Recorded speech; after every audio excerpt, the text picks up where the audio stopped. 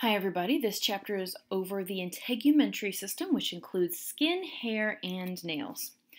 It also includes associated structures with these systems. So the oil and sweat glands that you find in your skin, your nails, your sensory receptors that you find in your skin, these are also included in your integumentary system.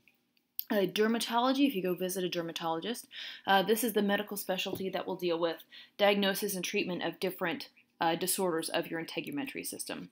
Your skin has several different functions, the most obvious of which may be protection. You protect your underlying tissues and organs against trauma, also infection. You could pour a whole vial of whatever microbe you want on your arm. Not recommended. Don't get any ideas when you're in microbiology.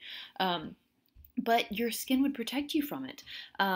There are some things that are able to be absorbed through your skin. If you have a cut in your skin, obviously that's not going to be full protection against anything, but your skin is really quite effective at protecting you from your external environment. It also is an effective barrier to water, both coming into your body and exiting your body. So it helps your body to retain water, keep you from getting too dehydrated. Very good barrier to UV rays. We'll talk about how your skin responds to UV radiation. It synthesizes vitamin D for you, which is very useful, helps you absorb calcium from there.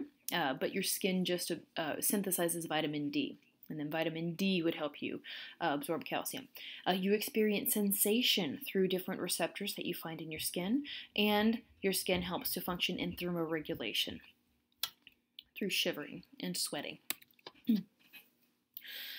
The structure of your skin, overall, it's the largest organ of your body, both by surface area as well as by weight of the organ. About 22 square feet and 10 pounds of your body is skin. It can range anywhere from half a millimeter thick, which you would see on the eyelids, for example, to 4 millimeters thick, which you would see on the heels and the upper part of your back in thick skin. Average thickness is somewhere between 1 and 2 millimeters. Your skin structure, made of your, this is also called your cutaneous membrane or your integument. And we've talked about the two main parts in lab and in previous chapters. Your epidermis, made of epithelial tissue, and the dermis, made of connective tissue. There's also a layer below these two layers called the subcutaneous layer. Often it's abbreviated sub-Q, or the hypodermis. This is under the skin. Fibers extend down from the dermis through the subcutaneous layer, and it anchors in the fascia underneath. But this layer is technically not part of your skin. It's just associated with it. So here's your epidermis coming up right here. So all of this is your epidermis. And then directly below that, you start the dermis. You've got your papillary layer here, and then your reticular layer will be the thicker layer under here. You can see there are hairs that are embedded down here deep into the dermis. Here's a sweat gland, for example, and a pressure receptor right here. You'll have different touch and pressure receptors located here. You also can see there's a good blood supply located in the dermis. Remember, epithelium is not going to have a blood supply. All of that's going to be located in the connective tissue underneath. Here's your hypodermis, or the subcutaneous layer, and you can see it's made of a lot of adipose tissue right here. You will not have to worry about labeling a picture like this on the exam, but you should know the functions of the different structures that we'll talk about. So first, the epidermis. We're quite familiar with this from the histology chapter. Keratinized, stratified, squamous epithelium. So many layers of those squashed cells, and they're going to be keratinized in the epidermis. And we'll talk about that process in just a second. 4 types of cells that you can find in the epidermis. You'll find stem cells as part of the stratum basale. The stratum basale is the deepest layer of the epidermis, and it is the layer that's responsible for undergoing mitosis for regeneration of your epidermis. The main type of cell you'll find is a keratinocyte. So these sites will become filled with keratin. This is the main epidermal cell you see. You'll also see melanocytes, which are responsible for producing melanin. Melanin is responsible for your skin color as well as your eye color and your hair color. We'll talk more about that in a little bit. Dendritic cells are a type of immune cell that will help protect your body from infection. And then you'll also find tactile or Merkel cells that are responsible for detecting touch sensations. So let's talk a little bit more about these. Keratinocytes are going to produce a protein called keratin. Anything with the CYTE at the end is referring to cell, so these are literally keratin cells. Keratin is going to provide some more protection for your skin. These originate from the stratum basale, which are constantly undergoing mitosis.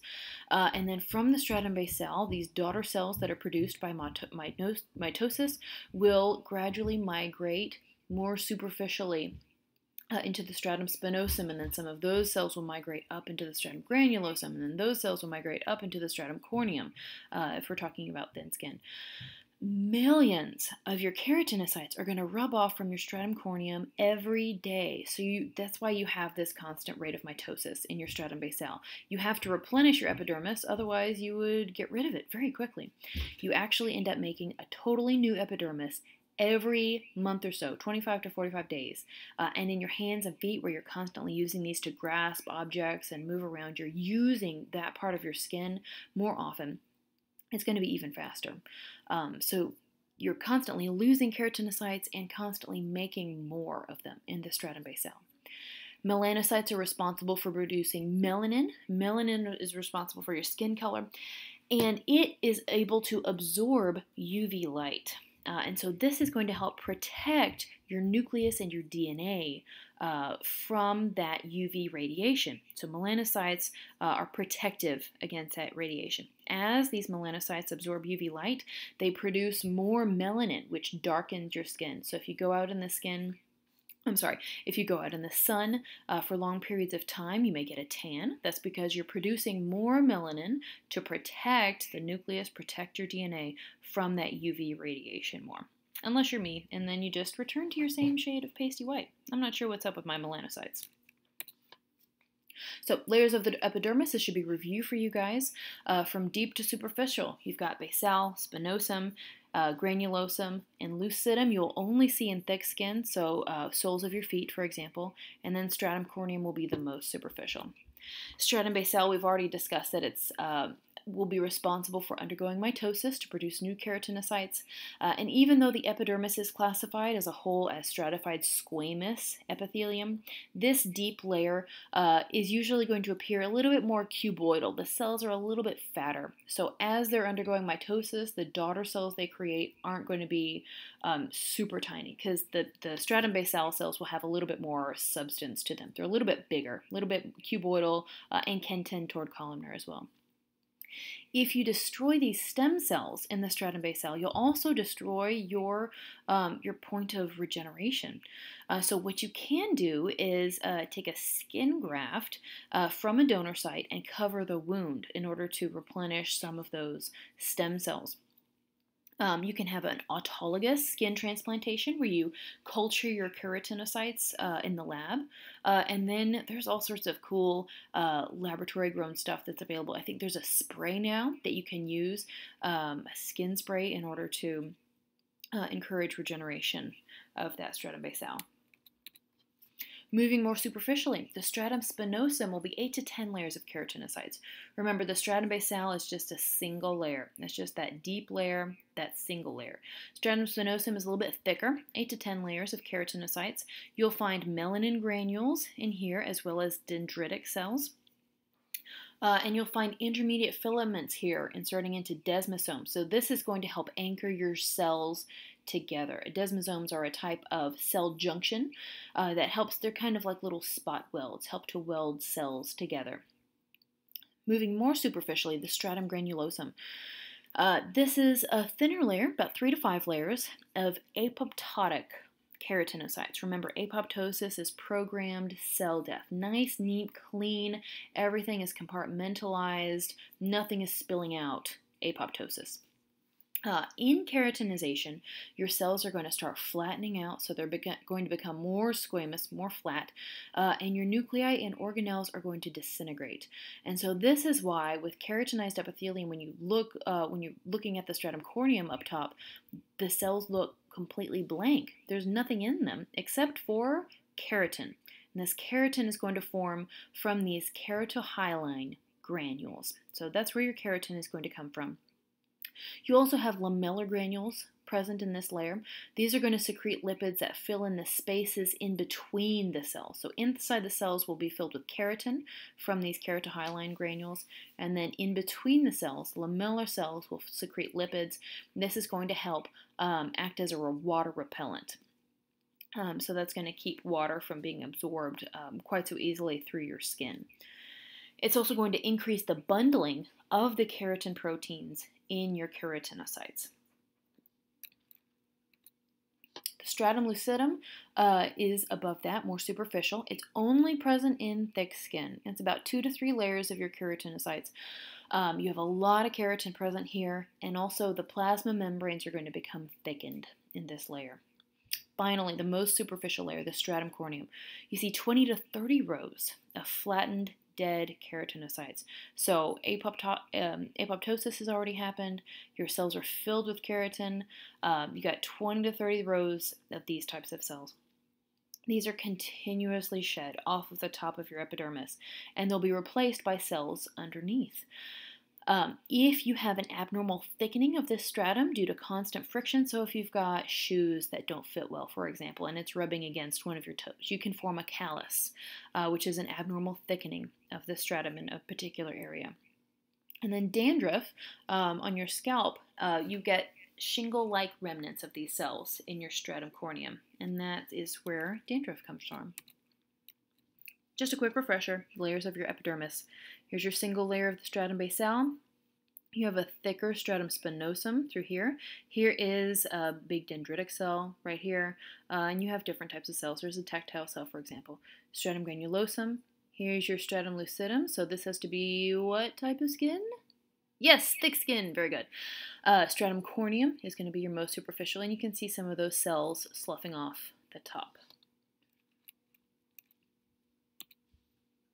Psoriasis is a chronic skin disorder where you have keratinocytes that are dividing and moving even faster than normal. So normally it takes about a month for you to have keratinocytes. You're replacing a particular keratinocytes. And instead, when you have psoriasis, they shed in 7 to 10 days. So very, very fast shedding of these cells. And so you get a lot of flaking that occurs. You can see at the base of the scalp right here. Flaky, silvery scales right here at the skin surface. This also happens at the knees and the elbows. You can put ointments on to help slow down the division. There's UV phototherapy to suppress cell division, to decrease the rate of cell growth, or inhibit keratinization. So that's the epidermis. Let's move on to the dermis, moving a little bit deeper. This is made of connective tissue, and there's plenty of collagen fibers and elastic fibers here. And there's 2 sublayers, the papillary region, which touches the the epidermis, and then the deeper reticular region. The papillary region is made of areolar connective tissue, and you'll see dermal papilla. So the region between the dermis and the epidermis appears very wavy. This is going to function to increase surface area. So kind of like the microvilli that we talked about, the increased surface area, you're going to increase diffusion ability. So more nutrition will be able to move from the dermis into the epidermis. You'll find Meissner or tactile corpuscles here. Love the word corpuscle. I don't know why, but it's wonderful. These are touch sensors that you'll find in the papilla. You'll also find free nerve endings. So this is going to cause you to sense temperature, warmth, or coolness. There are pain receptors in these free nerve endings, tickling sensations or itching sensations from these free nerve endings. So this is all in the papillary region that's right next to the epidermis. There are collagen and elastic fibers that are going to help your skin stretch a little bit and also provide it with elasticity so it can return to its normal shape after stretching. But there's only so much that these collagen and elastic fibers can do for you. So it is possible to get stretch marks called stria with all the vowels right over here. So stria are caused by extreme stretching. So if you gain a lot of weight very fast. So for example, I went full term through a twin pregnancy. So I'll let you guess where I am in that department. You have extreme stretching caused by very rapid growth in your skin, very rapid stretching. then you'll get these little red or silvery white streaks in your skin. And it's just because your skin couldn't keep up with the growth, with the stretch pressure that was placed on it. Fingerprints. So these are caused by friction ridges, and it's due to your dermal papilla, so the wavy part of your dermis, and your epidermal ridges where these meet. So this is what causes the ridges and the loops and the whorls that make all of your fingerprints and your footprints as well. It also is going to cause an increase in your surface area and friction. So you'll notice that your fingerprints, they're not completely smooth. And even though they're not very deep, all of these ridges are going to increase friction enough so that it's much easier for you to grasp objects. For example, if you were to pick up a glass, for example, imagine if you had no fingerprints and it was just completely smooth skin. It'd be more difficult to hold on to that slippery glass, right? So these friction ridges, you can see them labeled right here. Friction ridges are going to help you increase friction to grasp objects a little bit easier. You can see openings of sweat gland ducts right here, which is why if you go into lab on that, on those smooth black tables, and you put your hand down after being outside, you'll see all the sweat coming off from your hand. And these are unique for each person, including identical twins. So if you've got fingerprints for a crime that was committed, you'll be able to tell which identical twin did it. And that's because fingerprints are made based on interaction of the fetus with the placenta. And so fingerprints are completely individual and unique, even among identical twins. So think about that the next time you're watching CSI. All right, so that was the papillary layer of the dermis. We're going to move a little bit deeper into the reticular layer. This is made of a different type of connective tissue, dense, irregular, or fibrous connective tissue. And this is going to be attached to the subcutaneous layer, which remember is not technically a layer of your skin, but it is associated with it. You'll find a cutaneous plexus here. Well, that includes small arteries and veins, adipose cells, hair follicles, nerves, sebaceous glands that produce oil, sudoriferous glands that produce sweat, and plenty of collagen fibers here. You may also, when you're looking at your hand, the flexure lines in your hand, and you can go to some kind of reader who will determine the status of your love life or etc., other aspects of your life based on these flexure lines.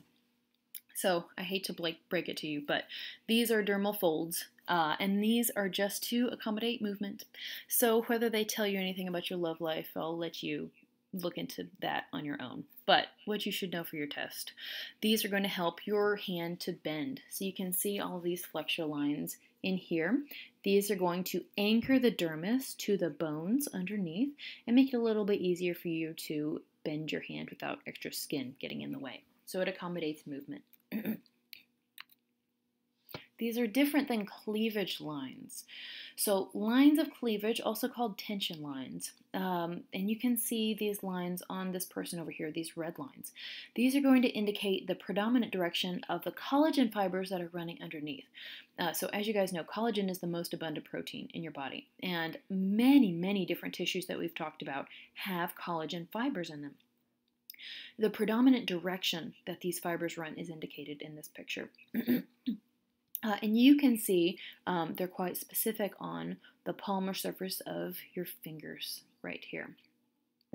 And so if you are a plastic surgeon, for example, this is going to be important to know. If you make an incision that runs parallel to fibers, so if you were to make a cut, for example, if you were to make a cut obliquely right here, running parallel along these fibers, you will only have a small scar at the end of it. But if you have an incision across the fiber, so if you were to make that cut running this way, for example, across this part of the leg, running in a different direction, your incision is not going to heal as well, and it'll tend to gape. You're going to end up with a much larger scar. So good things to know if you're going to be performing any kind of surgery. And again, these are going to be in the reticular layer of your dermis. All right, Let's talk a little bit more about melanin. So we've already established melanin is responsible for producing your skin color, and it can be either a yellow-red pigment or a black-brown pigment, and these are found in melanocytes. It's responsible for your skin color, also your hair color, and your eye color. The number of melanocytes is the same from person to person, but how much pigment they produce is not. So in a person with darker skin, they're going to have just as many melanocytes as I do, for example, Miss Pasty McWhitestuff, mayor of Pastyville. But the amount of pigment that a darker skinned person produces, more melanin will be produced in their melanocytes compared to somebody who has a lighter skin color. Still have about the same number of melanocytes, it just doesn't produce as much melanin. And this frequently has to do with the ancestral origin of that person. So my people, for example, hail from Scandinavia, where there is not that much sunlight when you're closer to the poles of the earth. And so I need as much sunlight as I can get if I'm living at the poles, right? In order to make vitamin D. So people who have ancestors that originate toward the poles tend to have paler skin and do not produce as much melanin, whereas people who originate nearer to the equator tend to have darker skin and will produce more melanin. You're going to have more sun in that location, and you need more protection from the sun. So you're making plenty of vitamin D. Your skin is going to be plenty healthy. You're making all your vitamins that you need, but that UV radiation from the sun can cause damage to your skin. And so people who live near the equator will need to produce more melanin to basically hide the nucleus and the DNA from that sunlight. So that's why I don't tan. I do, however, make freckles. So I have local accumulations of melanin in individual little spots where melanocytes are working pretty well, just not all over. Moles and age spots, same idea. You have local accumulations of melanin, just not all over. UV light is going to stimulate these melanocytes to produce melanin. A mole, also called a nevus, can be round, can be flat, can be a raised area, and this is a benign overgrowth of melanocytes. So melanocytes have divided and overgrown just a small little area, but these are benign. But you do want to keep an eye on moles, make sure they don't change shape or change size. If they become irregular, if they have irregular borders, then you'd want to go and get those checked out. But generally these are benign. Talked about UV exposure. Melanin, in addition to helping, it is going to help protect against UV damage by hiding that nucleus, by limiting how much radiation can access your DNA. It also can help neutralize free radicals. Remember, free radicals are going to have that free electron that's not bonded. These molecules will break apart other molecules to try to get that electron. Hemoglobin is also responsible for contributing to your skin color, although it's not quite as much as melanin. Hemoglobin is the oxygen carrier that you find in red blood cells, and it is red, and so as you see it through the skin, it gives your skin a pinkish color. So if you look at my skin, for example, it's not completely white. I'm a little bit pink because you can see a little bit of the hemoglobin peeking through. Carotene is a yellow-orange pigment, so you see beta-carotene, for example, in like sweet potatoes and carrots and those kinds of vegetables. These will synthesize the pigments that are needed for vision and your epidermal health, which is why it's said that you eat carrots in order to improve your eyesight. We'll talk about the specifics of that toward the end of the semester. If you have an inability to produce melanin due to an inherited genes, then this is called albinism. So you don't produce any melanin, and your skin would appear white. Vitiligo is partial or complete loss of your melanocytes from patches of your skin. So you can see this in the pictures of these hands right over here. So you can see in these lighter patches, this is where melanocytes have been lost. And it's thought that this is an autoimmune disease where your body actually attacks your own melanocytes. A couple of other things. Looking at skin color can provide clues for what's going on with that person. If you're cyanotic, cyan, like blue, if you have bluish skin, this could be due to a lack of oxygen in your tissues. You can see this in the nail beds or in the lips sometimes. Jaundice is buildup of a yellow pigment called bilirubin, and this is indicative of liver disease. Bilirubin is normally taken care of in the liver and excreted by the liver. And so if you have a buildup of bilirubin, this usually points to a liver problem. Erythema is redness, like erythrocyte. Ery is in reference to red. Erythema is redness due to capillary engorgement. So this could be due to an injury, or if you have inflammation involves capillary engorgement. If you have an allergic reaction, you'll have some inflammation there as well. So erythema could be indicative of these issues. Pallor, if you're especially pale more than normal. This can be due to shock or anemia, lack of blood flow, lack of iron, lack of oxygen delivery. A bruise is when you have blood that's escaped from a vessel and it has clotted beneath the skin surface. And some people bruise a little bit more easily than others. My husband and I actually met at fencing club, and so even though I wore a really heavy jacket, we would always he would get really bad looks when we would go out sometimes because I bruise very easily, and I was in fencing club, so those two didn't combine to make my skin look especially fantastic. But it's just my blood vessels break a little bit easier than others, and it's easily visible because my skin is paler.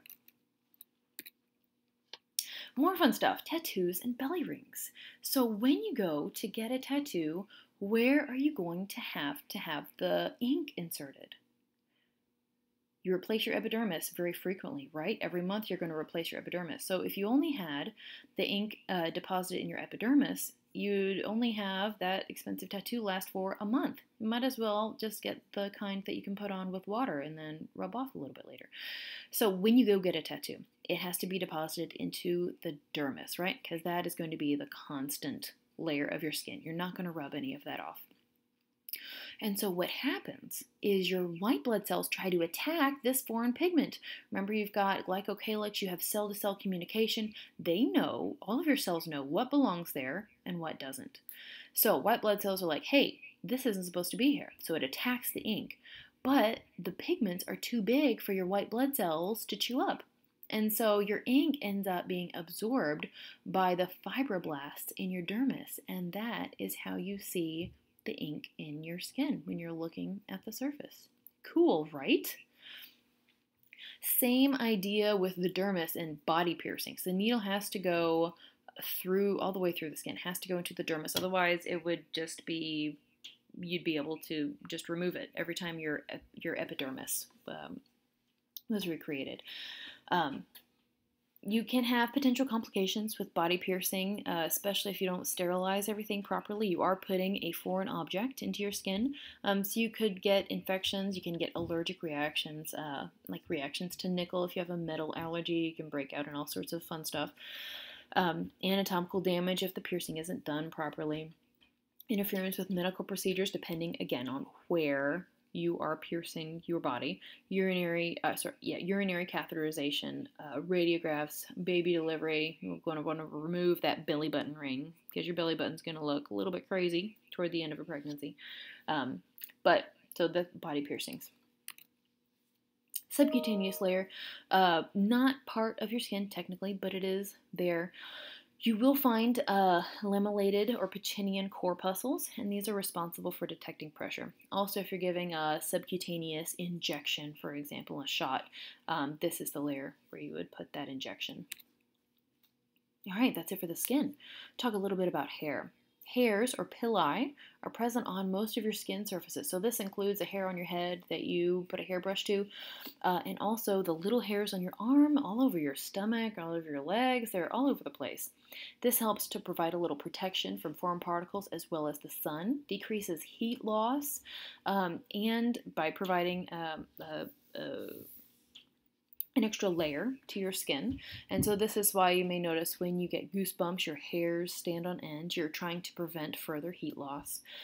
And then you'll find a couple of, they function also as touch receptors. So like if somebody is playing with your hair, for example, even if they're not touching your skin, you're aware that someone's playing with your hair because they function as touch receptors for light touch. And these are composed just like your epidermis. Your hairs are composed of dead, keratinized epidermal cells. So if you get a haircut, it's not going to hurt. All these cells are dead. So basic anatomy. The shaft is the part that you can see. It projects above the surface. And then deep into the root, deep into the dermis, you have the root. And there are 3 concentric layers around it. In the middle, you have the medulla, and then surrounding that is the cortex, and outside of that, you have the cuticle. So the cuticle would be the part that you would be able to see on the outside. Follicle surrounds the root. And this is where you have your hair pigment that's created by melanocytes. So melanocytes are going to make melanin, and that contributes to your hair color, and that's made in the follicle. The inner layer of your follicle is formed by the invagination of the epidermis into the dermis. The base of the hair follicle, you have the bulb. It's composed of the papilla, which is made of areolar connective tissue and blood vessels. So just like the papillary region of the dermis, areolar connective tissue. So similar words, similar structures here. And then you have the hair matrix. And so this would be analogous to the stratum basale in the epidermis.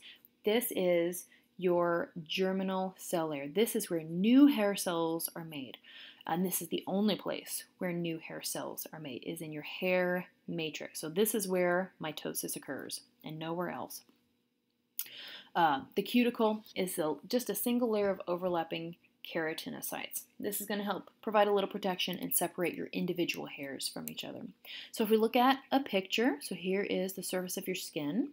Here is your hair shaft that you can see out of your skin, but you can see it goes very down deep, down way deep into the reticular layer of the dermis is where you're going to find this hair bulb right here. You can see here's blood capillaries right here. So you're serving that hair with nutrients. And then here is where you're going to find your hair matrix right here. And then here is your hair receptors. You can tell if your hair is being played with, for example. Here is a piloerector muscle. So this is the little muscle that's going to cause your hair to stand on end if you have any kind of like a sympathetic nervous response, if you get scared, your hair stands on end, or if you get cold, your piloerector muscle will contract right here, and that's going to pull your hair up so it stands on end. So this provides a little bit more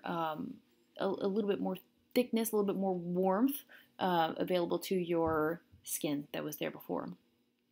And then over here on this picture, here you can see the hair matrix right there, and then here is your dermal papilla right there. And here's your cortex. On the outside, cuticle would be the outermost layer, and then your medulla is in the middle.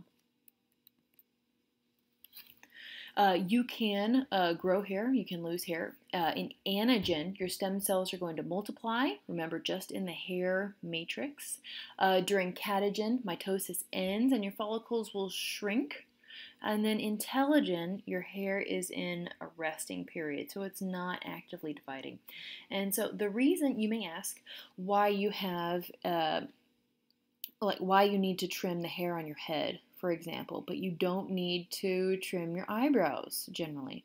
And that is because your hair is in, your follicles will not fall out as often in your in the hair on your head as with your eyebrows. You lose your hair a little bit more quickly, so it isn't able to grow in length as far as such as with the hair on your head.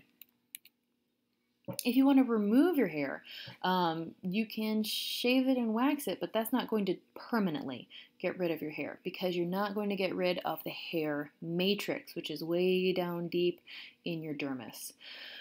So that shaving, waxing, cutting your hair, that will temporarily get rid of just the shaft, and that's it.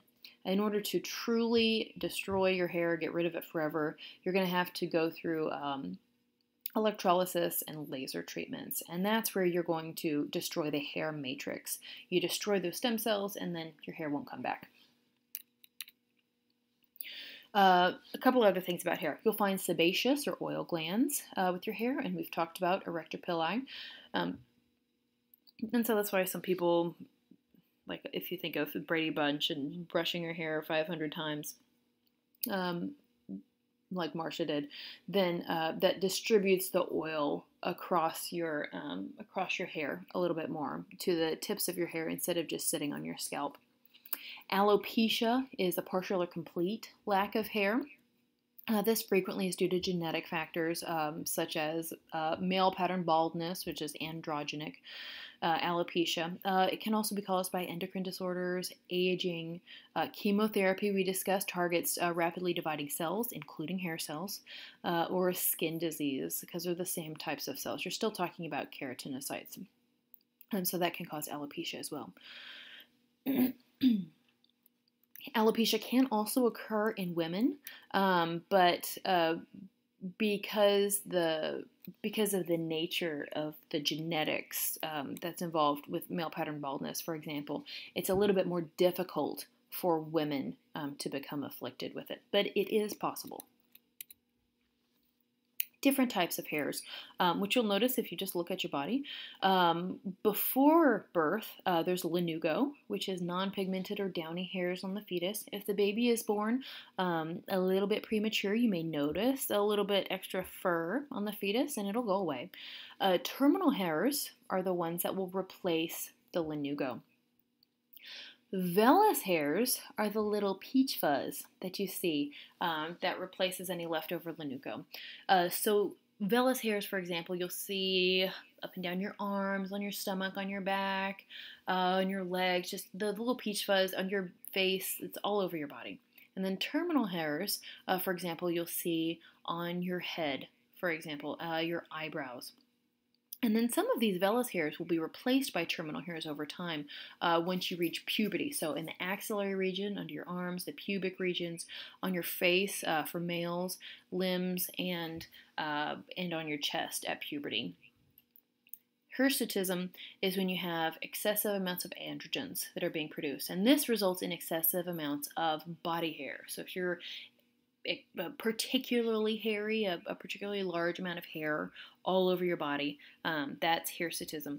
And while you see this commonly in males, it's not only in males. Just like alopecia, this can also afflict women.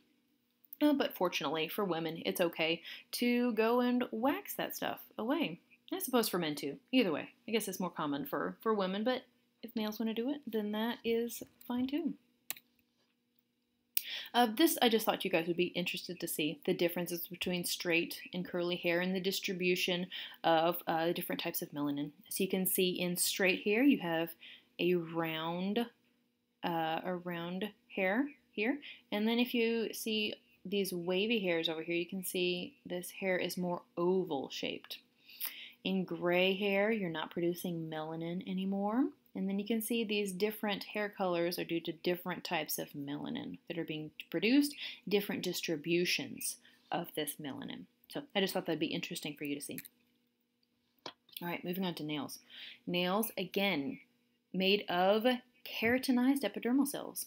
So that's why these organs are all lumped in with each other. Hair, skin, nails, they're all made of keratinocytes. So the part that you can see up here, this is your nail body. You have a free edge that you'll have to trim on a regular basis that extends past the edge of your finger. The nail root is buried in the skin, and so here's your nail root if you're looking at a side. This is where your nail matrix is going to be as well. So you may be able to see your nail matrix. It'd be like underneath your lunule, right here, the little moon looking area. Underneath that and back a little bit, this is your nail matrix. And similar to the hair matrix, this is where mitosis is going to occur. And just like with the hair, as you produce new cells here, they're going to slowly migrate distally out here. And then that's why you have to trim that free edge of your nail every so often. Because you're constantly producing cells that are moving distally, and then you trim them when they get too long. All right, let's talk about some of the glands you can find in your skin. Sudoriferous glands produce sweat. So these release sweat into hair follicles or onto your skin through some pores that are available in between your keratinocytes. Almost entirely made of water, 99%.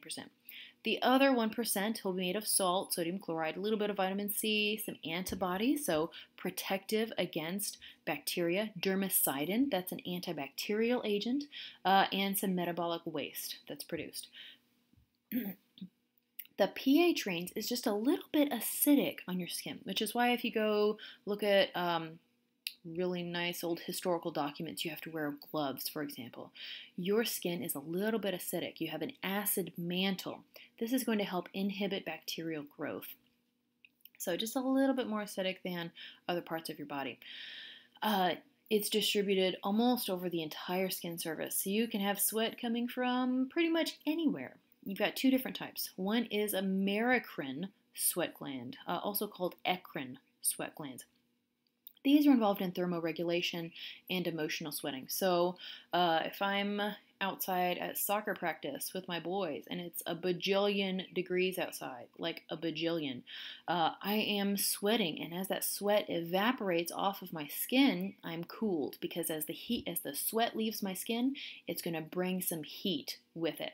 So it contributes to thermoregulation. Also emotional sweating. If you get up in front of the class and you are afraid of public speaking, you may start sweating. So these are both due to your merocrine or eccrine sweat glands. You also have apocrine sweat glands. And these are found at your axillary, under your armpit, and anogenital areas. These are responsible for body odor. And so what happens is you've got bacteria that will metabolize the components of your sweat, and that's what produces your BO, the body odor. This is involved in emotional sweating as well. Sweat during sexual activities is also due to apocrine sweat glands. These are not functioning until puberty, which is why I do not have to worry about buying my 5-year-old deodorant right now. I won't have to worry about that until he's about 13 or so. Hopefully not till 13. Hopefully not earlier. But it's because those sweat glands are not functioning yet. And even though they're called apocrine glands, they're technically classified as merocrine glands. So merocrine merely secrete. So these secretions are going to be accomplished through exocytosis. Ceruminous glands you find in your ears. They produce cerumen, which is a waxy lubricating secretion in your ears. They also open onto ducts of sebaceous glands sometimes, but you primarily see these in the ears. It is going to help impede the entrance of foreign bodies, bacteria, fungi, insects. It's also waterproof, so it helps to protect your ears. You can have impacted cerumen or impacted earwax. If you have a lot of it that's very firmly wedged in your ear, it can inhibit hearing, and so you can go to your healthcare provider and have it removed. But normally you do not need to touch the wax in your ear. It naturally is going to come out on its own. So you don't want to go poking stuff in your ear. You don't want to damage your eardrum. Last type of skin glands, sebaceous glands. These are going to produce oil. And the secreting part is in your dermis, but it's going to open up into a hair follicle, for example. It helps to coat your hairs, helps keep them from drying out. It secretes sebum. That's the secretion made by sebaceous glands. And this is a mix of triglycerides, which are lipids, cholesterol, another type of lipid, some proteins, and inorganic salts. This is going to help prevent excessive water evaporation, keep that water inside your body, keeps your skin nice and soft, pliable. It's also going to help inhibit the growth of some bacteria. So you can see your skin, in addition to just the layers and layers of your epidermis for protection, you also have the acid mantle, you have sebaceous glands, you have antibacterial agents that are involved in protection on your skin. If you have inflammation of these glands, can lead to acne. At puberty, these glands grow in size, and so that's why at puberty, generally, this is where you see the most acne on the body. Acne is usually going to occur in follicles that are colonized by bacteria, which thrive on sebum, which is why sometimes you can treat acne with an antibiotic. You kill off these bacteria, that are thriving on the sebum, and that's going to reduce the inflammation of these glands. Not all types of acne can be treated by antibiotic, but some can for this reason. So just reviewing functions of the skin again. Great protection and barrier for your underlying tissues and organs. Several chemical components, an acid mantle, dermicidin is an antibacterial, more antibacterial defenses, melanin protects against UV radiation, and then you have the physical keratinocytes and glycolipids that protect your skin. Thermoregulation with sweat. You have a blood reservoir that we haven't really talked about in your dermis. So you have all these blood vessels. You can store basically extra blood in the blood vessels in your dermis. So that's another function of the skin. Sensations, cutaneous sensations, touch, pressure, temperature, for example, pain that you can sense in your skin. Excretion and absorption. So you get rid of some metabolic waste in your sweat, for example. You're able to absorb some substances in your skin. There are some medicines that you can give through transdermal application that go through your skin. And we've talked about vitamin D synthesis in your skin. All you have to do is go out into the sunlight for about 10 minutes and your skin will take care of the rest. So some more information on sensory receptors. These are classified as exteroreceptors, and then you get a little bit of debate back and forth on, well, are these part of the integumentary system or the nervous system? Their function as receptors a little bit more clearly defines them as part of the nervous system, but since they're part of the skin, it seems appropriate to talk about them here. You've got tactile or Meissner's, corpuscles, and tactile discs. These are responsible for sensing touch. Lamellar and Pacinian corpuscles detect pressure. Hair follicle receptors are, you can tell when your hair is being moved. And then you have free nerve endings that detect pain. Transdermal drug administration. You have a patch that will distribute a medication onto your skin, and it can pass across the epidermis and into your dermal blood vessels. So that's how you get the medication into your body. If you have drugs that are quickly eliminated from the body, transdermal medication can be useful because it can continuously deliver that drug versus an oral medication that you take 1, 2, or 3 times a day, and that's all. And there are more and more drugs that are available in this form. So nicotine, estradiol as birth control, nitroglycerin, fentanyl for pain management. So there are many different drugs that are available in this form. 2 different types of rays. We've already talked about how melanin is produced in your melanocytes to help protect against UV radiation, but there are 2 different types of rays. So UVA rays are not absorbed by the ozone, and they are able to penetrate furthest into the skin, and they're absorbed by those melanocytes, and so that is why you get a tan. UVB rays are partially absorbed by the ozone. They don't penetrate as deeply, but these are the ones that cause sunburn, wrinkling, and the aging of your skin. So whether you tan easily or not, whether you have dark or light skin, it's always a good idea to use sunblock and sunless tanners. Tanning beds with that radiation is not a good idea. Skin cancer. The most important risk factor for skin cancer is how much UVA radiation you've received. The major types of skin cancer, 3 main types. You've got basal cell carcinoma, so basal cell like stratum basal in the epidermis. You can see an example of that right here. This is the least malignant and the most common form of skin cancer. Second type is squamous cell carcinoma. This is from the stratum spinosum. And if this isn't removed, you can see an example right here. If this isn't removed, it can metastasize. Remember, metastasis is when you have a cancerous cell that is able to migrate to a lymph node. And from there, that cancerous cell can go anywhere in the body. So metastasis is very dangerous. Melanoma. You guys may be familiar with. This is a cancer of melanocytes, and this is the most dangerous type of skin cancer. It's highly metastatic, and it's also resistant to chemotherapy. So you can see an example of that right there. So very important to take good care of your skin. If you see anything weird, a mole that's starting to change shape or anything like that, make sure that you go and get it checked out.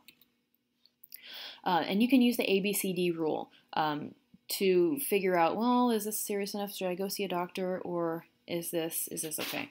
If you have an asymmetric mole, for example, if it's not a regular shape, if it's asymmetrical, you should go get it checked out. If the border is irregular, instead of a smooth round border, if it's got bumps and weird stuff on the edges, go get it checked out.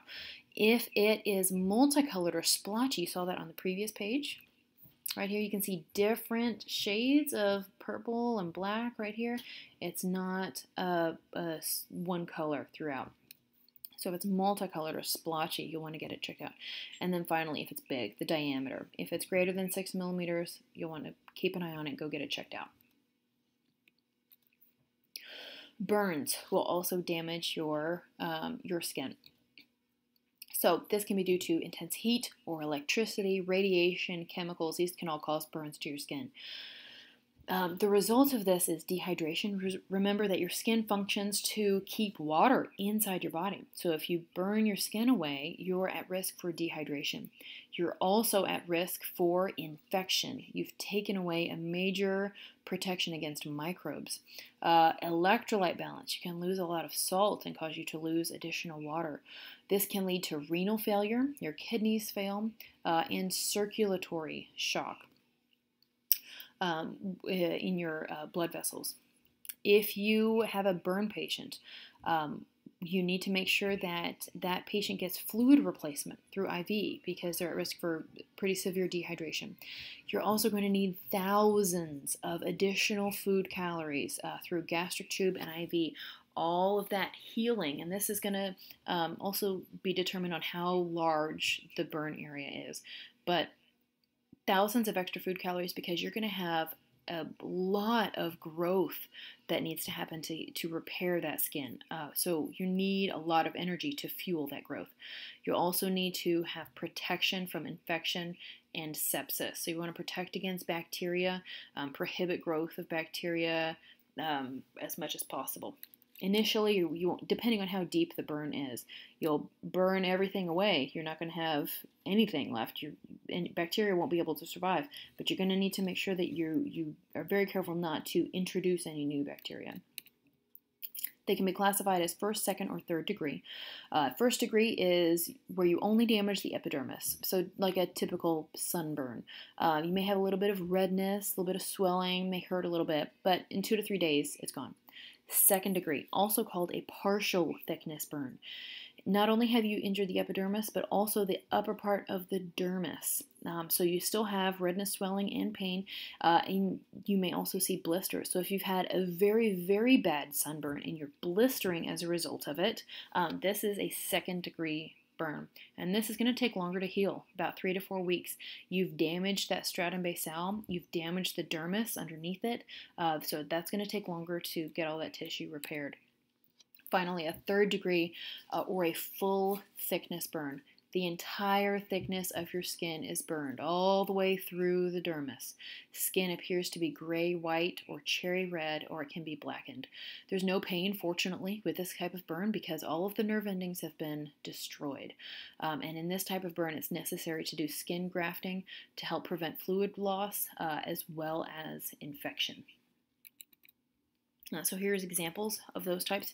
Here's a first degree burn, so just a typical sunburn. You can see that the epidermis only has been burned. Here in a partial thickness or a second degree burn, it's penetrated deeper into the dermis, not all the way, but partially. You can see some blistering here, and on this you can see some blistering. So this obviously is a little bit more severe than a first degree burn. Finally, in a full thickness burn, you penetrate all the way through the dermis. You can see some blackening of the skin here.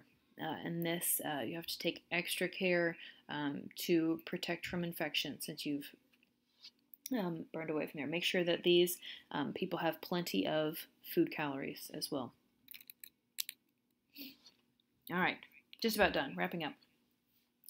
Why our skin ages. It's pretty easy to tell the difference between skin of a new baby, that nice, soft, sweet, wrinkle-free skin compared to somebody who's a little bit older. You get the skin feels a little bit rougher. It's not quite as soft, and then as you continue to age, you get wrinkling and so forth. You can get age spots, so local accumulations of that melanin. So effects of aging on your skin. You get the wrinkling. The skin's immune responses are not going to be not going to work in full quite so well anymore. Your skin also has a tendency to get dehydrated and it can crack.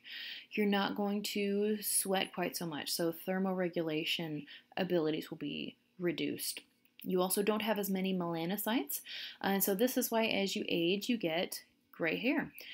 Because if your melanocytes aren't working, you're not going to produce melanin, so you're not producing the color that you get in your hair. And so that's why you go and have it colored, and then you don't know how many gray hairs you have. You also get atypical skin pigmentation resulting because of some of your melanocytes are not totally functioning anymore. Subcutaneous fat goes down, so you don't have as much warmth available to your skin. You can lose heat more easily. Generally, you're going to decrease your skin thickness. You are more susceptible to pathological conditions, and then growth of your hair and nails will decrease. It's not going to grow quite so quickly. Your nails may also become more brittle as you age. All right, that is it for Chapter 6 and the integument. Please feel free to contact me by email, or I'll see you in class or in office hours if you have any questions.